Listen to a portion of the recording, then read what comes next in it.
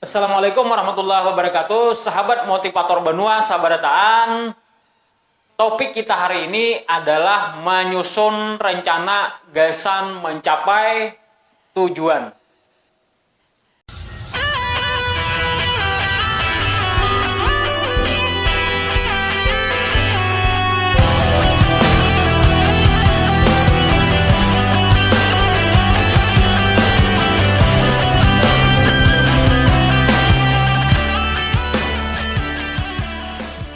Benua sahabat dataan, hari ini nang jadi bahasan kita itu sesuai kata-kata orang itu kan, kalau kita gagal merencanakan itu artinya kita merencanakan gagal.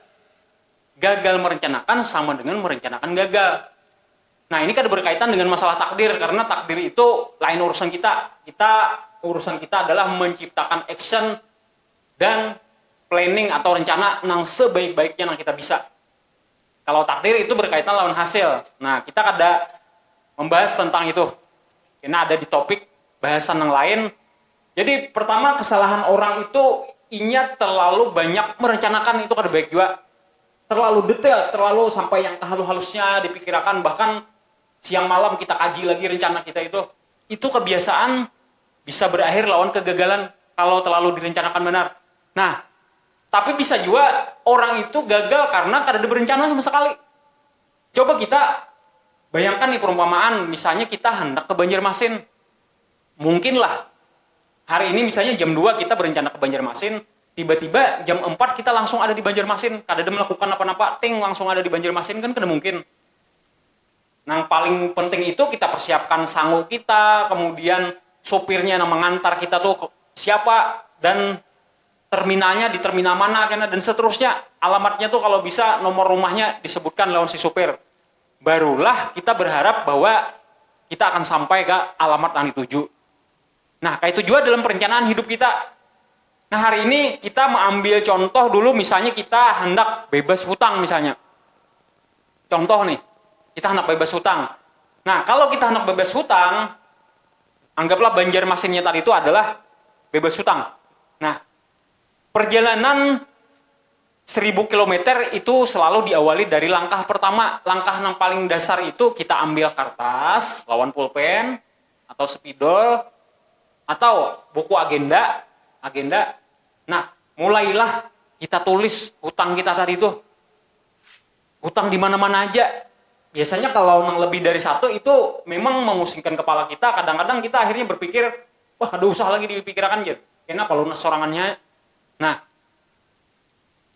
itu bisa juga lunas kena, cuman hidup kita jadi kada berkualitas. Kalau bisa tuh lebih cepat lebih baik kita lunasi. Yang pertama kita ambil pulpen kertas, kita mulai rinci. Pertama misalnya hutang kita di SK kita tersanda. Nah, ini pengalaman. Jadi SK tersanda, habis itu kredit rumah, tulis pulang. Imbah itu kartu kredit, tulis dan di total. Ini kita ada bicara tentang Microsoft Excel lah. Karena zaman sekarang orang pakai Excel nih, pakai tulisan biasa aja dulu. Totalnya misalnya 150 juta.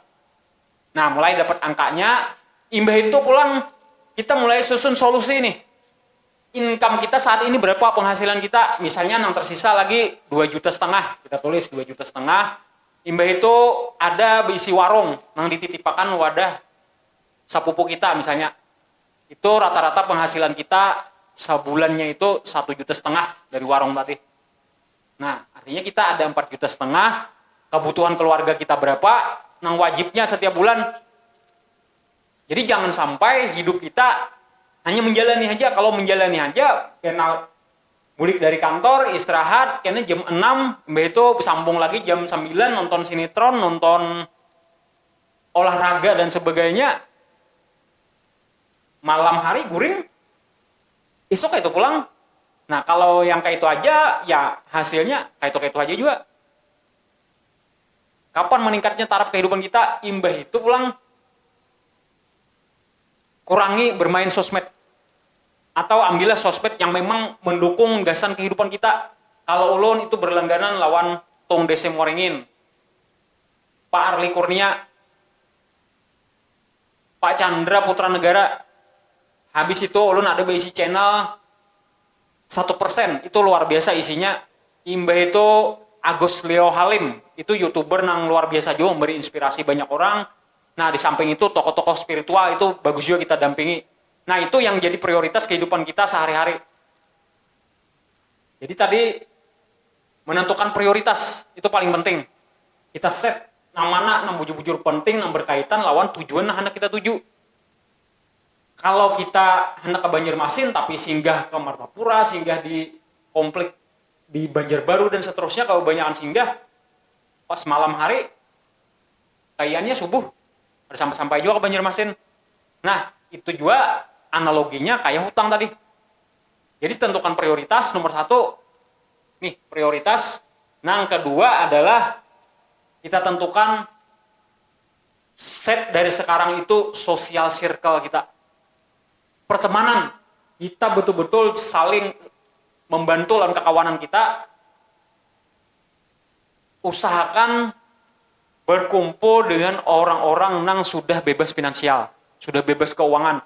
Jangan berkumpul bersama orang-orang yang menderita sama problemnya lawan kita. Dari pengalaman nih, selama kita masih berkawan dengan orang-orang yang sama, maka hasil nasib kita pun akan sama juga. Misalnya kawan kita yang paling dekat nih 5 orang. Nah, hari-hari kita aur berkumpul dengan 5 orang ini aja. Misalnya hari ini membahas utang income berapa lagi? Aku masih banyak aja. Ini kepala bana aku nih tanggal 20 sudah nah. Nah, jadi saya kong ampun income tuh ada seberapa bila dibanding aku. Ampunku sekian-sekian. Nah, ini aku tuh mana mencarikan. Nah, akhirnya beradu masalah jadinya. Nang ada bukannya solusi, tapi masalah semakin terasa maulah sumpek jadinya. Nah, jadi penting benar social circle. Imbah itu yang ketiga, setelah kita mulai berjalan nih, usahakan ada penghasilan sampingan. Biar kecil-kecilan aja, yang penting rutin. Dan kawa mengcover kebutuhan harian pian. Nah, setelah berjalan 3 bulan, lakukan evaluasi. Ini langkah yang sudah kau ambil ini bujur aja kah sudah. Usahakan kita berkumpul lawan mentor juga. Mentor ada orang yang membimbing kita, tempat curhat kita, dan ibarat kayak orang tour tuh ada pemandu wisatanya. Nang hafal jalan sudah, nambah pengalaman. Dan itulah nang kawa kita jadikan panduan kena. Lakukan terus sampai akhirnya kita menuju ke tempat yang kita inginkan, yaitu bebas hutang. Dan ini kawa pian terapkan ke tujuan-tujuan yang lain, entah itu pian hendak nukar mobil, hendak nukar rumah, hendak punya tabungan sekian puluh juta, dan seterusnya, hendak umrah dan lain-lain. Itu kawa pian terapkan cara tadi. Jadi yang pertama tentukan prioritas dalam selembar kertas dulu atau agenda. Nah, yang kedua pian tentukan social circle pian, orang-orang yang mengelilingi, kalau bisa orang-orang yang memang siap membantu kita, mengarahkan kita, mengalihkan mindset kita menuju tujuan yang kita inginkan. Nah, yang ketiga, evaluasi setiap 3 bulan sekali atau 2 bulan sekali langkah yang kita lakukan nih. Ibaratnya ini sudah bujur aja lah, udah tracknya. Jangan-jangan menyimpang nih. Nah, itulah 3 tips dari ulun. Banyak tips-tips yang lain lagi, tapi pian bisa praktekkan dasar-dasarnya yang tadi. Mudah-mudahan ada manfaatnya. Gasan ulun, gasan pian, gasan kita sabarataan.